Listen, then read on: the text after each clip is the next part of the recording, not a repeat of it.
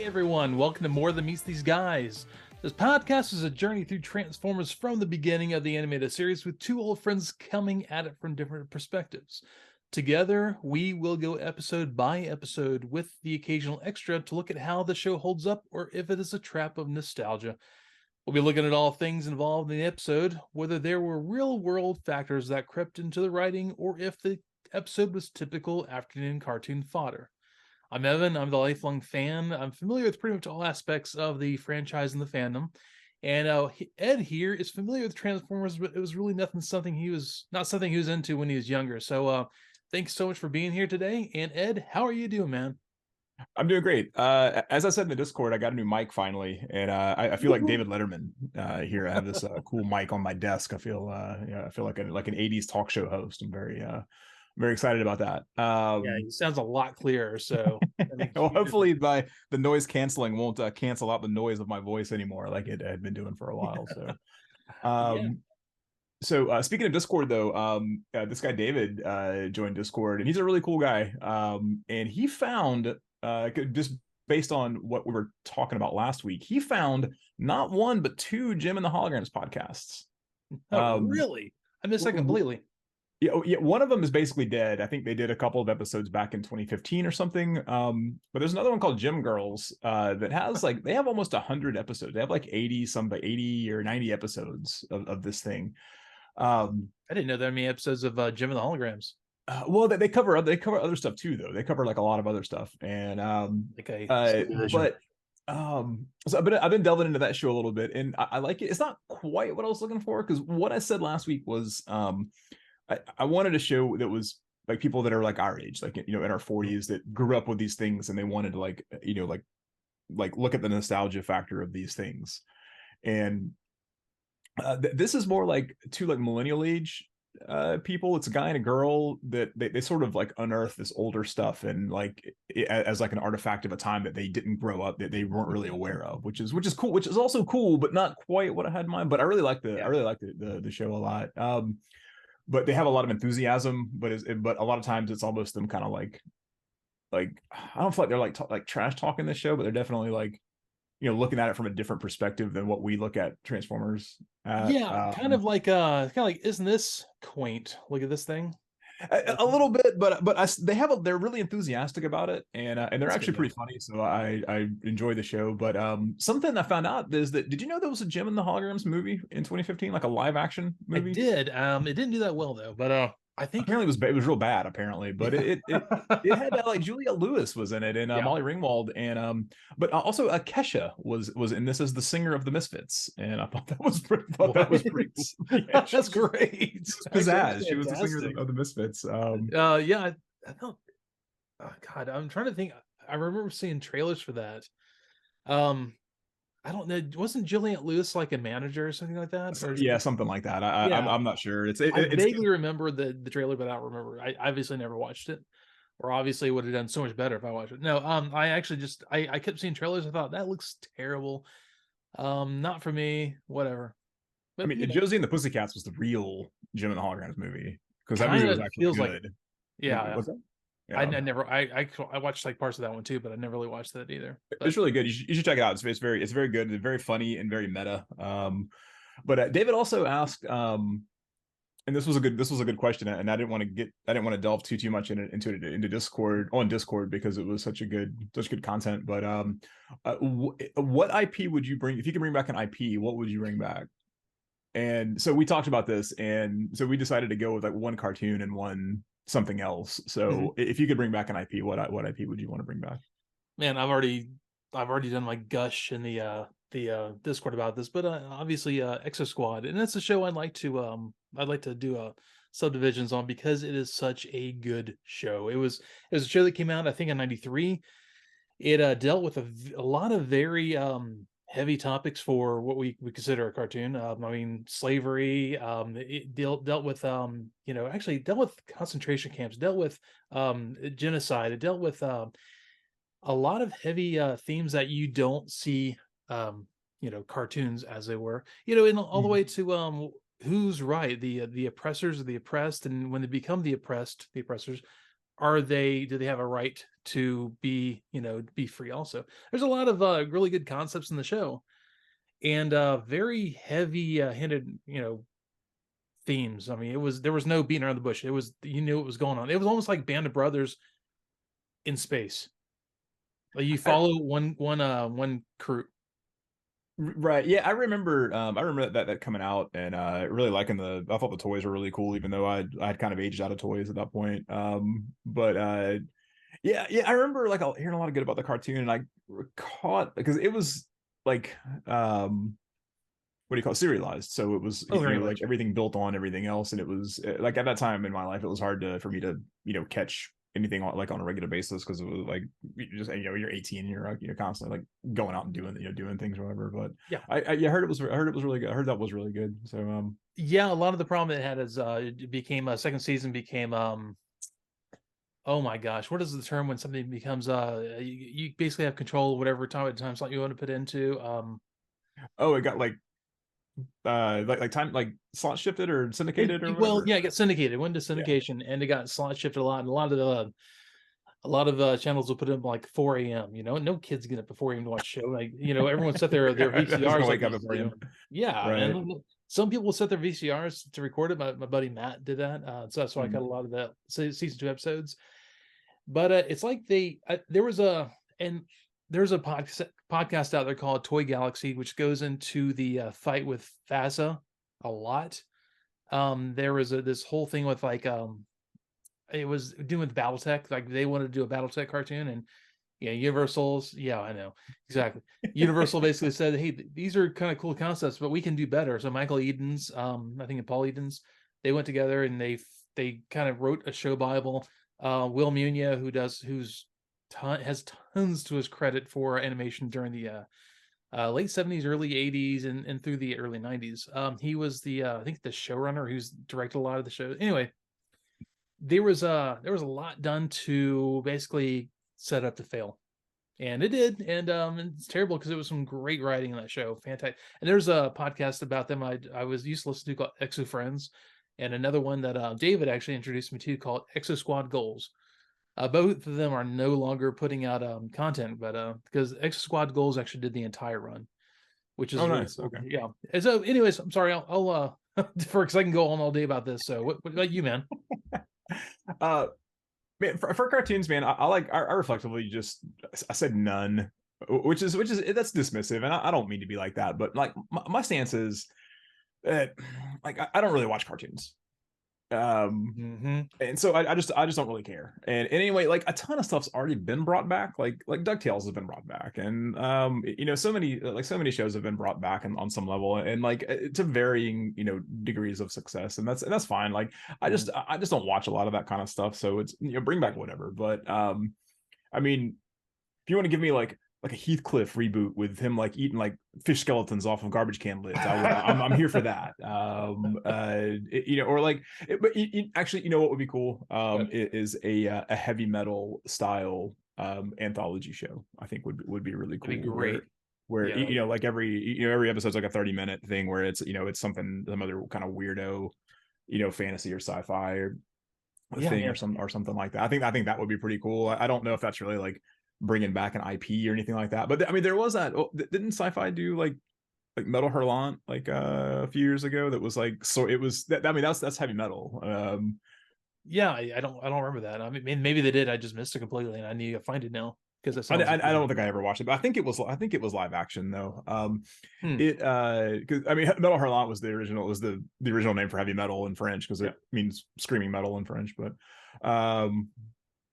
I tell you what, something, this isn't like an IP, but this is more like a concept that I missed from the 80s, where they would do these like kids cartoon versions of like rated R movies.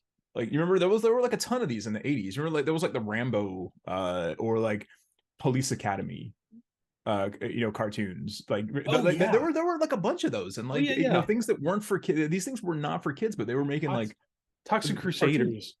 What's Toxic Crusaders? That is oh my god, exactly. Yeah. And they were making a ton of these things in the 80s, and let's do something like that. Let's do like a John Wick cartoon. Let's do like a John Wick. He throws teddy bears at people.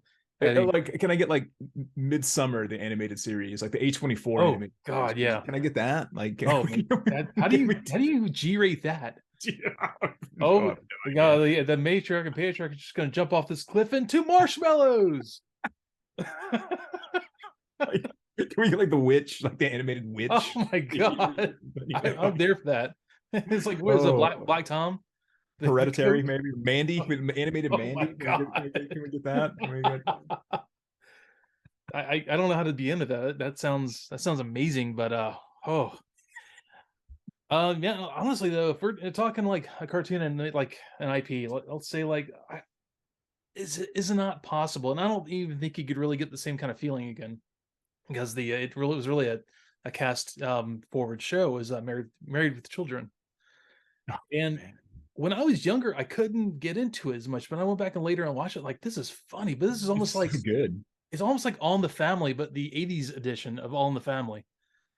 Yeah. Once again, you really can't do the things they had in that show now because it just wouldn't work. I don't feel like, during our current country, standing, or how people get very sensitive about certain things, you were able to get away with a lot more then. And not saying that was a good thing or a bad thing, but it was a show at the time, and it was really good.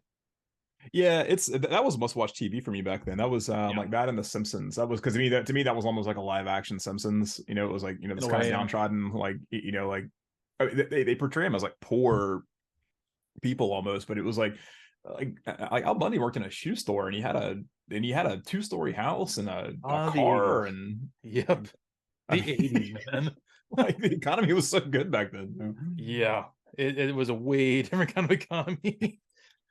That worked. No, not really, but something I would like to see do something good with, though, and not in the way they've been doing it, but I would like to see like Amazon or somebody pick up like Judge Dredd as a series.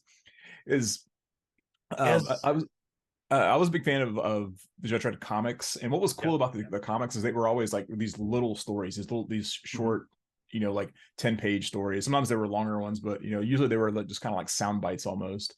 And so like there have been 2 Judge Dredd movies. Both of them were varying levels of quality. I mean, like, I don't know. The Stallone one is like, it's fun, but it's not. It's good. Yeah. The Carl Urban one I love, but too. It's basically just the Raid. It's like the Raid redemption with a dude in a Judge Dredd suit, which is fine. Which is that's fine and all, but I don't know. I would like to see like them like just delve into like the weirdo stuff and in Judge Dredd, and like a short form thing. I think that would probably be my number one thing that I'd like to. Yeah, I mean, as long as they didn't go into the judge death and all that sort of stuff, because I think you get into that stuff, it's almost like going into Venom. No, that's what I want. That's what I want. Well, is just I want that. I get that, but I think the problem with that is once you start doing that, you can't scale back to regular stories.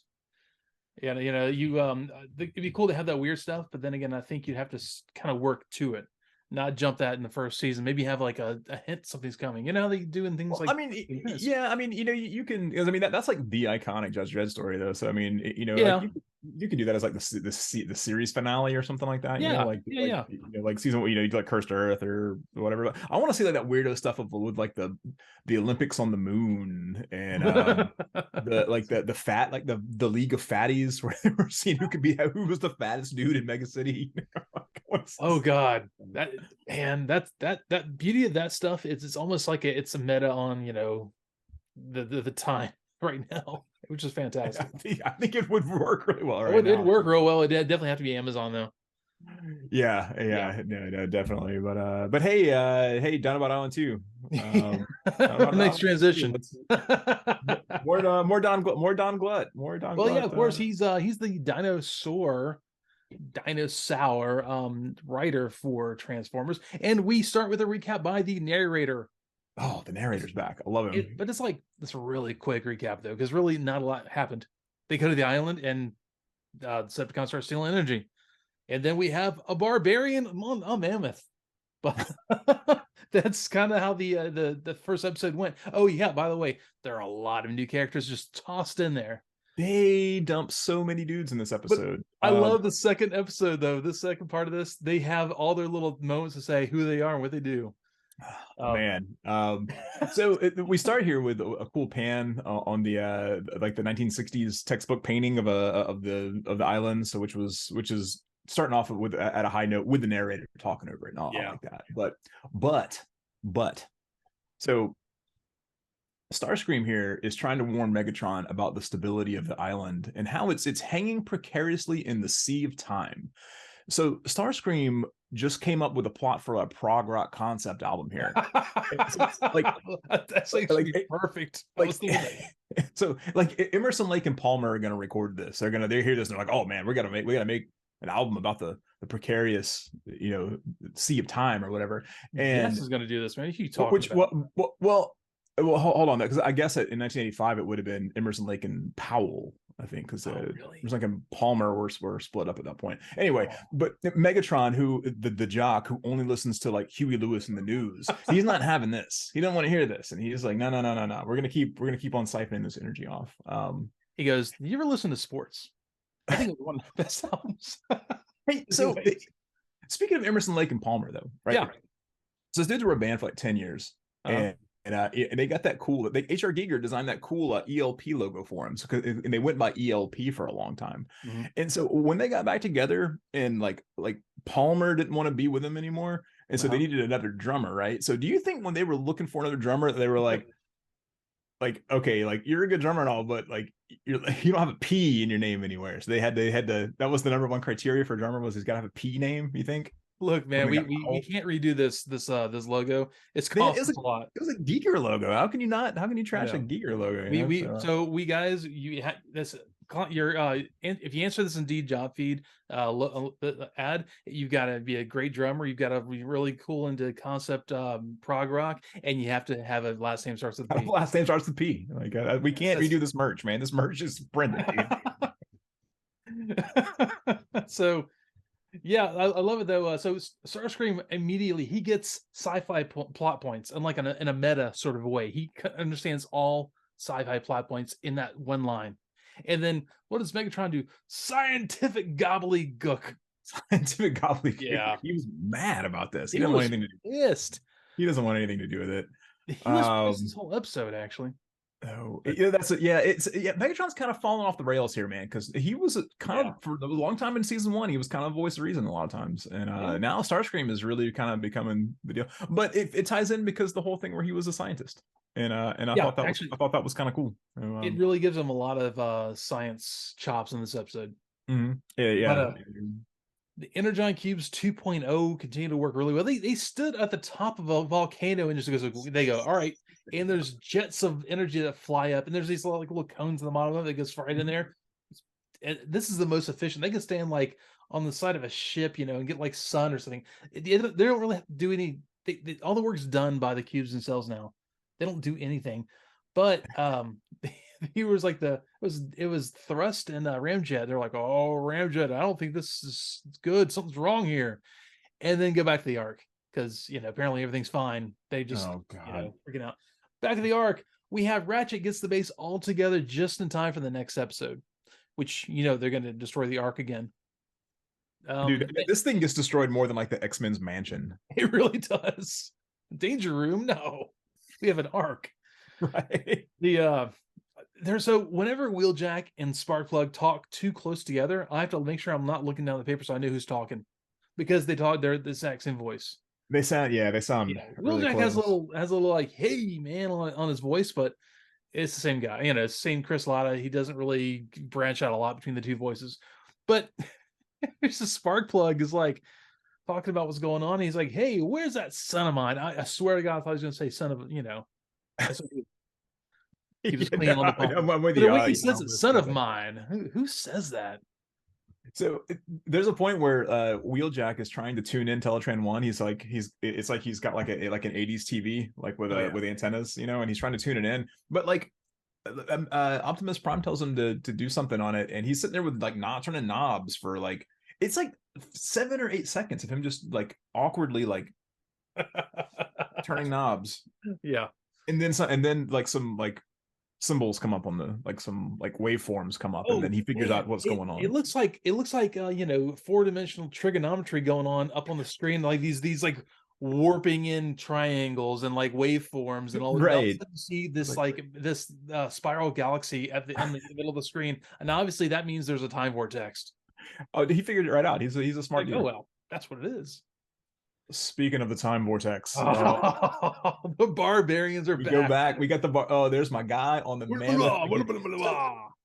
So okay, so as I've said before, I usually watch this with the subtitles on, with the closed captioning on. I wish I had done that now. So this time they actually closed captioned the gibberish. Oh, really? So okay, so what he says here, and it only did it for like one line, and I was so mad that it stopped. So he comes up and what he says here is, "Whoever burrito Roomba, look at this." What? Whoever burrito Roomba, look at this. That was the line. That's the episode title right there. Whoever burrito. I'll write this right now. Okay. Look at this. Oh, I typed this into my notes real quick. Whoever burrito Roomba, look at this. Whoever burrito Roomba, look at this. Okay. Yep. Oh man. So I love it. I'm literally typing this in right. This is great. Great content.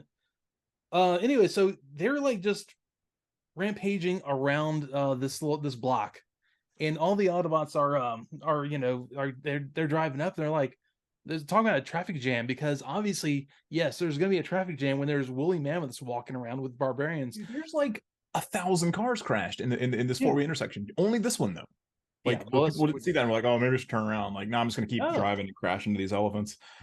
And I love there's barbarian gets off there, he looks in the jewelry store window, he's like, oh yeah, 27,500, that looks perfect. He breaks the window and takes this pearl necklace with diamonds on it.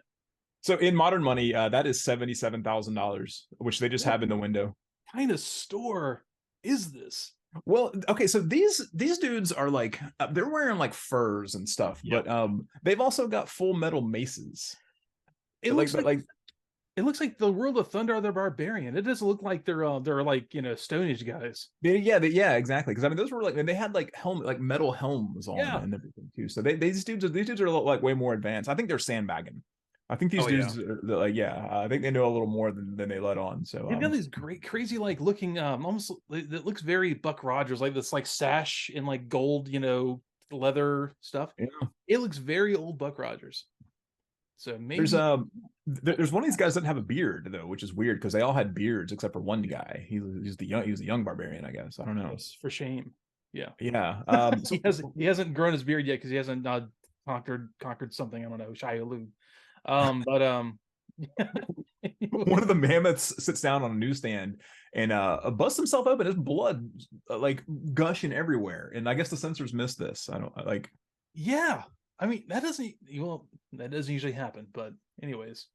So yeah, there's here they show up, and Optimus Prime has the weirdest line. He's proselytizing something to the other Autobots. He's like, remember, these creatures are flesh and blood, not unfeeling machines like the Decepticons. It's like, dude, a little shade.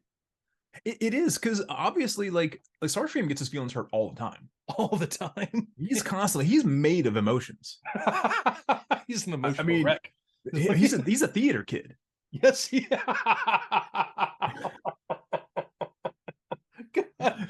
as a high school theater guy, yeah, he is. Also a high school theater guy. Yes. So we've ruined the talk here. So the beardless barbarian sees a fire hydrant and smashes it with a mace, and he gets washed off the screen immediately. This was really funny. I had to back that a few times. He's not getting his beard this day. He got bested by the fire hydrant. There was another one that he was fighting some garbage cans. These guys are true barbarians in every sense of the word. These dudes just see everything and they just want to fight everything, dude. Like they're fantastic. These guys are great. So sorry, I think let me throw there. So Ironhide goes and this is, by the way, this is a dad joke pun fight. What does he say? Like, hey, don't you guys know there are laws against littering? Well, stick around until you do, and sprays with mucilage. Yeah, I don't know. That was a good one.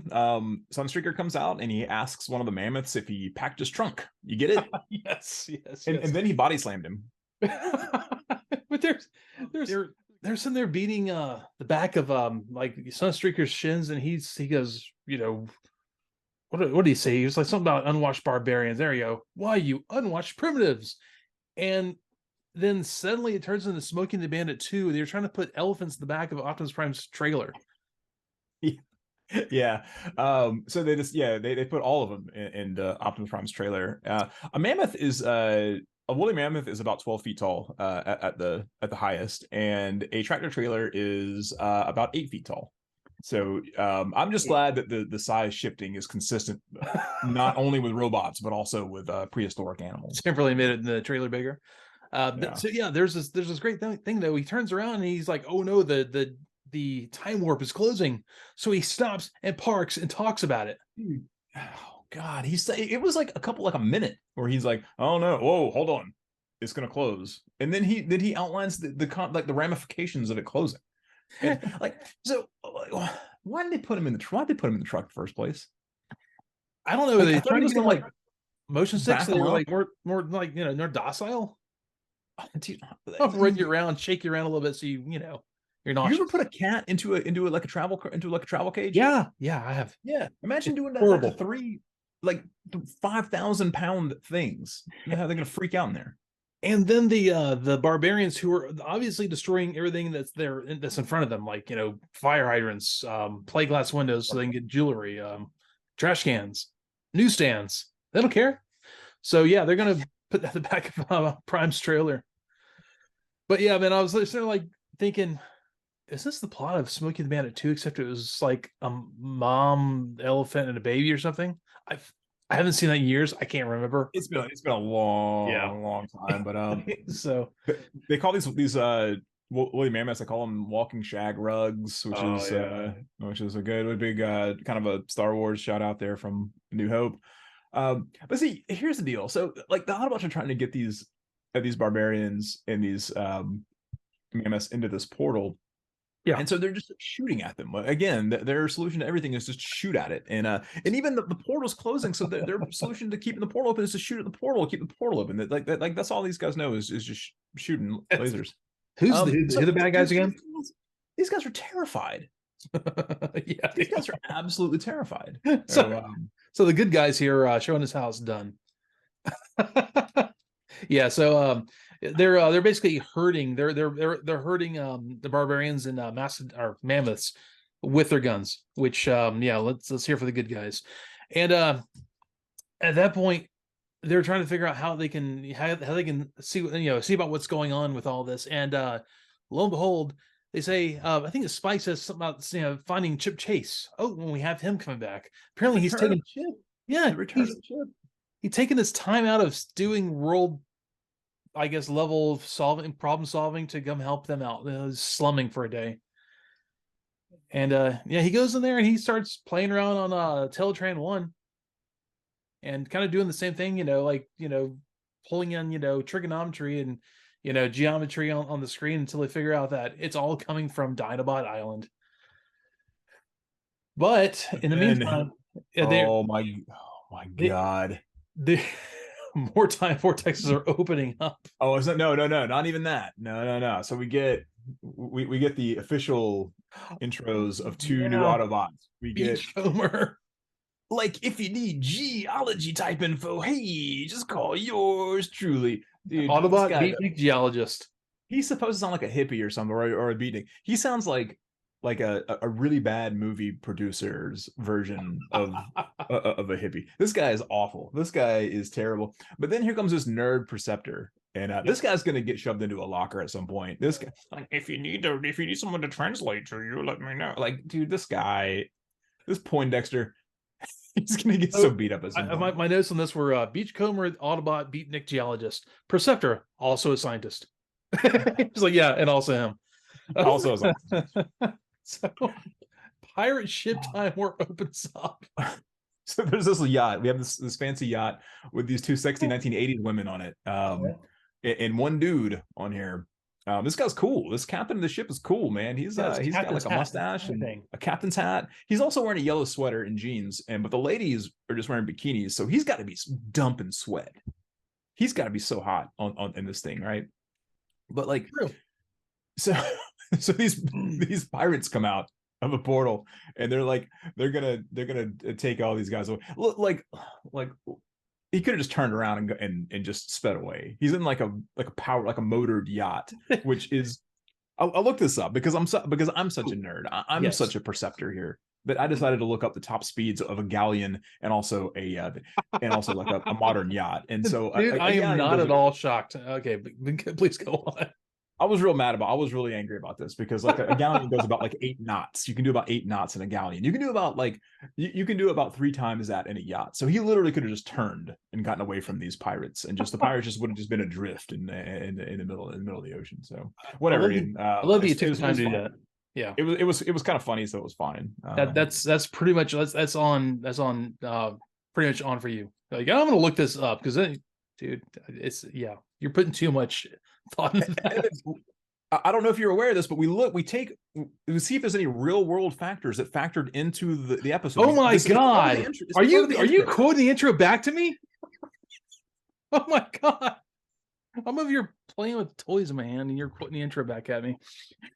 Oh, so yeah, their real world factor did not creep into this because obviously they can get away from this like grappling hook on a rope with it's got like 4 huge engines going on the back of this yacht. You've seen mega yachts. I've seen them. Like, because I grew up on the Gulf Coast. You're like, what is that thing on the back of? That's the engine. Oh my god, that's an engine. There's 4 of them. Oh, okay.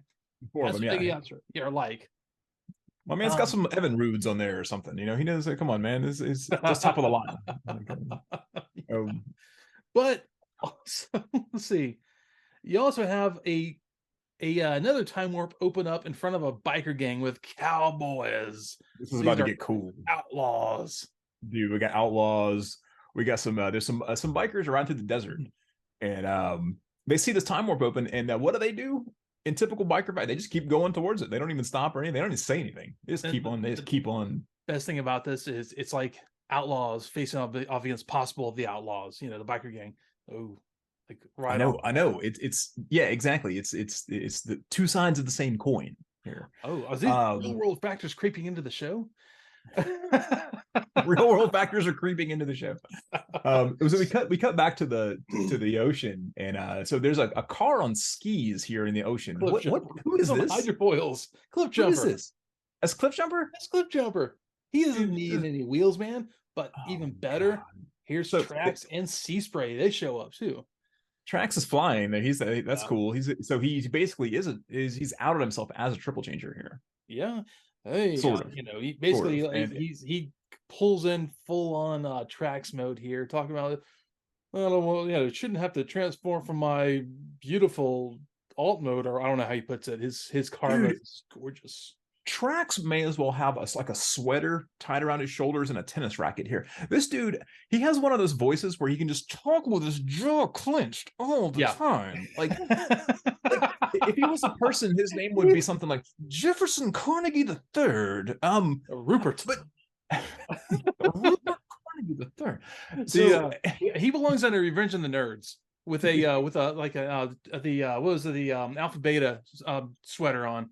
Oh, he's a bad guy. He's a bad guy from an 80s movie. He's totally like a... Yeah, he has a girlfriend named Muffy or something like that. Murphy. So his girlfriend just broke up. So he shoots darkness? Is that his weapon? He shoots darkness? Yeah. He's got like a darkness gunner. I can't remember exactly what it is, but I don't know what it is. I can't. But he shoots black metal at the ship. I was going to say, a metal dude should shoot darkness, not him. He should like oppress people or have like an ability where he like forecloses their house or like repossesses the boat. Roll down in a second. I gotta not tell you what's on my mind on that one. But anyways, so Sea Spray pulling on the merman voice. I'm not even attempt to do it because that he sounded like a Murloc from World of Warcraft. He does sound like a Murloc. Oh God. Yeah. Anyways, so they push. They get out and they swim and they push this galleon back through the portal. Trax once again pulling off the I'm just gonna like stand in water and get traction to push. Yeah, I mean, he could have been slowing them down for all we know. Hey, whatever. He's dead weight. The sea spray's doing all the work here. But oh man, Cowboys. Here we go. This is it gets so good here. So we've got this standoff between the outlaws on the horses and the bikers on the motorcycles. And so Evan, I'm here for this, man. Like in every like medieval movie or fantasy movie or whatever like that, my favorite part is like the clash when the two armies like charge at each other, and that second the music always stops. And it's you get this big thing that happens in like Braveheart and like Lord of the Rings or whatever. But even more than that, I love cavalry charge. Like the two towers, like I love, or in Return of the King, like I love the cavalry charge. In classic to the point where what's that? I'm saying, but in classic 80s fashion, though, with a biker gang. Go ahead. I was so excited about this. I had to pause this and bring up like a compilation video of famous cavalry charge scenes and watch that because I was so hyped up about the cavalry charge here. I was so into this. And the chain comes out. Dude, he's got the chain, and this is the most like Warhammer thing because it's got motorcycles versus horses. I've got like everything here. This is great. Not wrong, actually. Yeah, because I mean, like the only thing if it was like some skeletons somewhere, it would have been a little more metal. But so the two leaders of this, they do the charge and like they like unseat each other. The dude's the biker guy's got the chain, horse which is jumps off and like tackles the guy on the bike. He tackles him, and they're like wrestling around. But this was great because while this happened, like one of the other cowboys jumps off of his horse and he decides he's going to get the motorcycle. And he immediately crashes into a tree, which is the most accurate thing that has happened in all of Transformers so far. I was going to say the same thing. If he picks it up like and turn this and like he kicks it in the first gear and runs it right into the tree and like crashes and goes. He just immediately crashes. Well, apparently I can't do that. Well, because I was like, oh man, he's going to get on that thing and know how to work it and all this stuff. He just gets on it. He just like it's like American Graffiti where they crash the Vespa into the movie. Are you telling me this is another real world factor that crept into the writing? Real world factor crept into the episode here. It's the Autobots show up. All the Autobots and all the Autobot like sirens going off, and then Jazz. They all show up. Yeah, it's all the first responders and then Jazz also. And one of the cowboys talking horseless carriages. He's real defied by this. Man, I love this though because Red Alert gets up there's like no, and like Vinci shoots at them, and it has his voice is so. As soon as I heard it, like that's Red Alert, and Red Alert and Inferno have this really almost abusive relationship thing, like emotionally abusive relationship, and it already starts. Well, you're gonna let me do it all, Inferno. Yeah, that line. I'm going. Oh God, I remember these guys. So speaking of Red Alert, apparently last week when he first showed up in the episode, I called him First Aid like 100 times, and and I didn't realize that until somebody called me out in Discord. Like I think like Black Zarek or somebody called me out in Discord, and I didn't. I was like, oh yeah, he's called First Aid. So my bad, Transformers fandom. Bad. I'm sorry. I gotta say something though. You did it on purpose. You called him that, didn't you? I did. I accidentally called him that first. You picked up on You're supposed to be the lifelong fan. But there's another character, First Aid, and who's an ambulance, and I completely yeah. Anyways, I did that. Then you ran with it the entire episode, and me and Boo were laughing about that. Oh my god! Oh my god! You guys set me up for failure over here. Yeah. So yep, that was me, and I led you down the wrong path. So you're welcome. So yeah. I hate this show. I can tell. So back at base, like Warpath, Beachcomber, Smokescreen, Perceptor, and pretty much everyone else on the base grab a jetpack. Let's go to Dinobot Island. But in the meantime, apparently the Dinobots were not sitting down there just dead. They were like burning away the tar from down below. They boiled it away? Is that what they did? Essentially, yeah.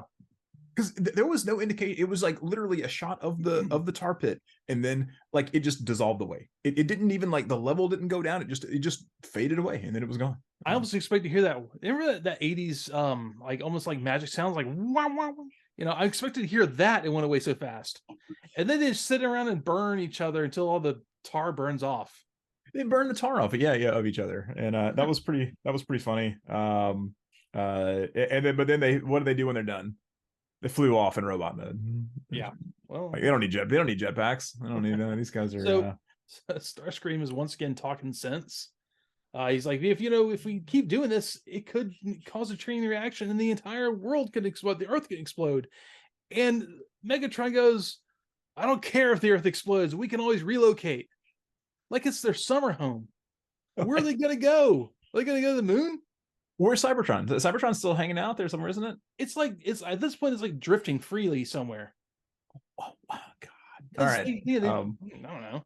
Remember last we saw Megatron's ship explosion, like slung it out into the solar system. Dude, who knows, man? The Dinobots called the Decepticons Decepticrums. Oh yes.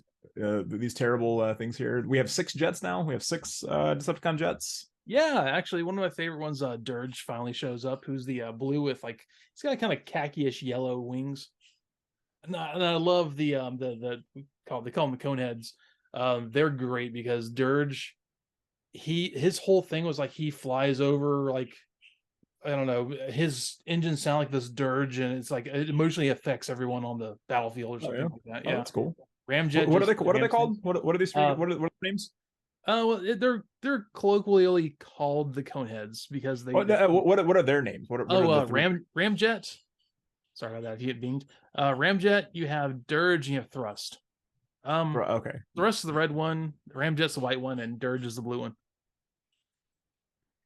But anyways, yeah, I'm a big fan of them. I'm glad they showed up because they're kind of fun. Ramjet's an idiot who rams everything with his nose. Thrust, I don't really know if there's anything, really tossing him out as a different personality, but whatever. I think he looks cool enough, if nothing else. But yeah, so during this whole fight with Megatron's basically saying, "I don't care, we can go somewhere else."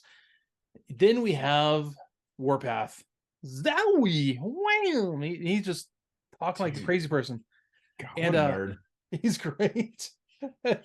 And that's during this whole battle. Megatron says, "Soundwave, prepare to receive," and that was the worst out of context line of this entire episode.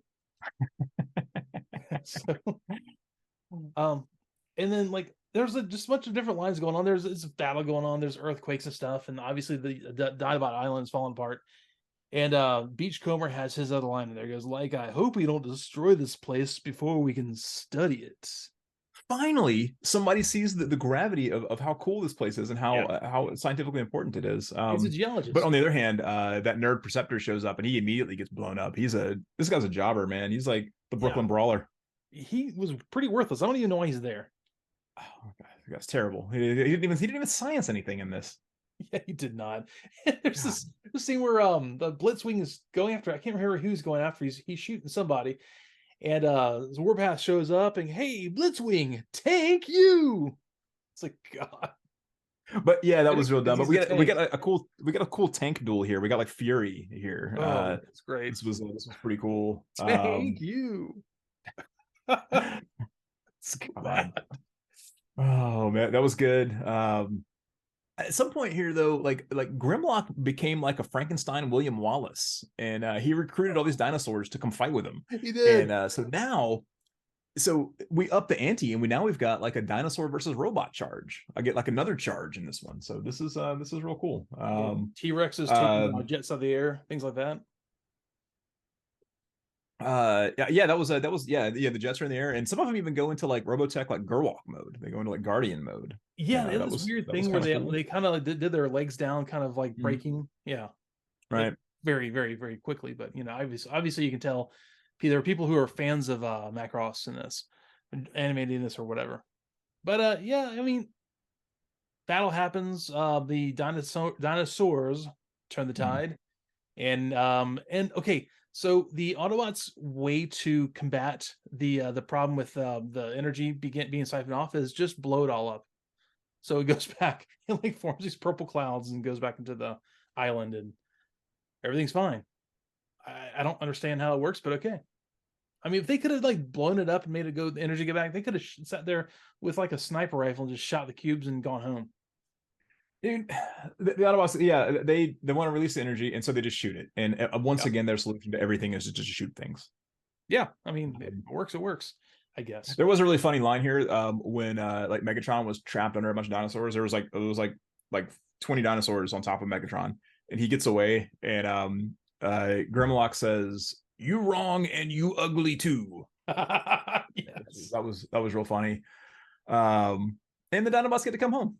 The Dinobots have proven themselves that they can control their power somehow, and they can come home. Yeah, basically, okay, we're and I really didn't get that they were exiled. They said that in the narrator at the beginning, like the Dinobots who have been exiled to Dinobot Island. They were like sent there, like, hey guys, learn how to keep your stuff straight. Yeah, they weren't exiled.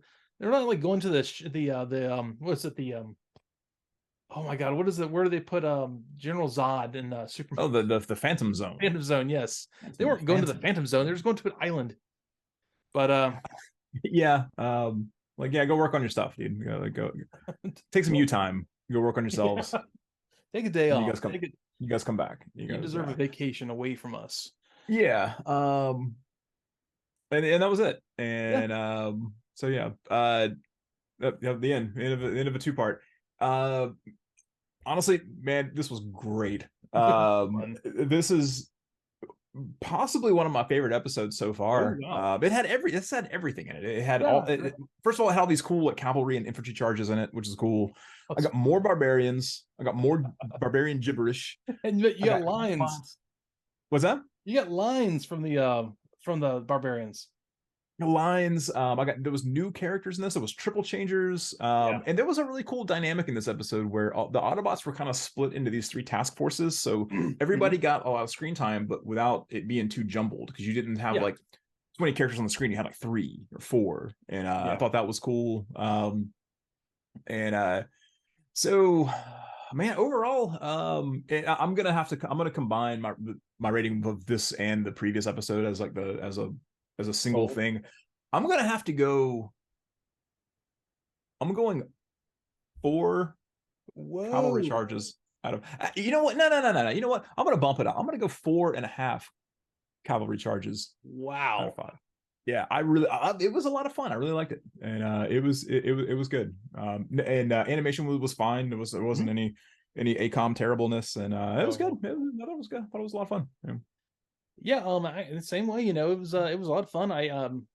It was a really good way to bring in a lot of characters. If you're gonna do it, have this, I guess, big like Earth danger plot point thing, and you bring in a lot of, and I love the everyone got their that one line, besides Perceptor, who just he's living in the closet.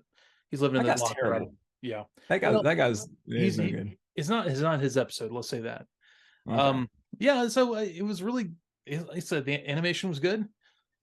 We got to ask the question about real world consequences or real world factors that made to the writing. Yes, so the writing. You got to ask that question, man. We have to bring it up. Perfect. You got to call me out on it. So there's all of that. I mean, it was like I said, no animation errors. Everything's great. Some stupid, funny lines in it, and big fan of Starscream being the scientist. So once again, I'm cool with that. Very cool.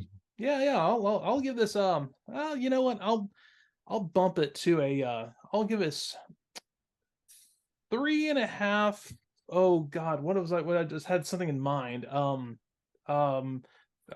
give it 3.5 time warps out of 5, and we'll call it good there, man. Honestly, it was good, and I'm really kind of, I don't know, I'm kind of confused because I remember season 2 being much worse than this, but I think we're going to get into that stuff sooner than later.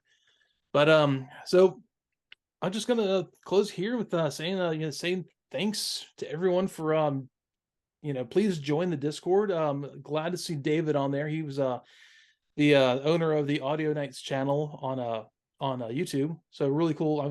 I'd watched a lot of stuff already. So they're really cool. What is that? I didn't get a chance to look into that. What is that? They've done a lot of stuff. But one of the things that they did, they took the IDW More Than Meets the Eye comic run, which is a good comic run actually for like more modern takes on a lot of Transformers stuff. And they did kind of a motion comic and with voices. And I mean, they got Richard Newman, who was Rhinox and Beast Wars. He's also he's done a lot of voices, but he was also General Phaeton and Exosquad. Got him to do some voice, which sounds fantastic. But they have a lot of really good script reading, kind of like done like a radio show with images of the comic panels behind it. They did a lot of that. They did a lot of other things too, but that was the thing I'd seen a lot. So really cool to see them on there. So once again, building this little community of really cool people. Nice to see that. So nice. Please, if you'd like to join us in talking about things, we go off in tangents pretty heavily, but I try to keep things in line. But join the Discord. It'll be in the show notes of your podcast app. And if you're watching on YouTube, give us a thumbs up, or if you have a podcast app that has a thing where you can do a rating, send us a rating, send us a little, thank you or whatever you want to on that, and give us a good rating, hopefully. That would be amazing because it would help us, others come across us. And if you have a friend who you think might enjoy it, send them a link. I think a lot of people are kind of finding us by happenstance, which is really cool. I like that a lot. Mm-hmm. And or if you just like send an email, you can always email us at morethanmeetstheseguys@gmail, all one word, or Edhatestransformers@gmail, all one word. So I'm gonna call it here, man. And we got Trader coming up next. So that'll be a fun episode. And nothing else. I'm gonna leave you to it, man. You got any kind of quotes, anything to take us out today? Don't cats ever get tired of being stupid? Beast Wars. Yes. Yes, I know. I've seen that one a lot. All right, y'all. Thanks for being here, and we will see you next time. Roll out.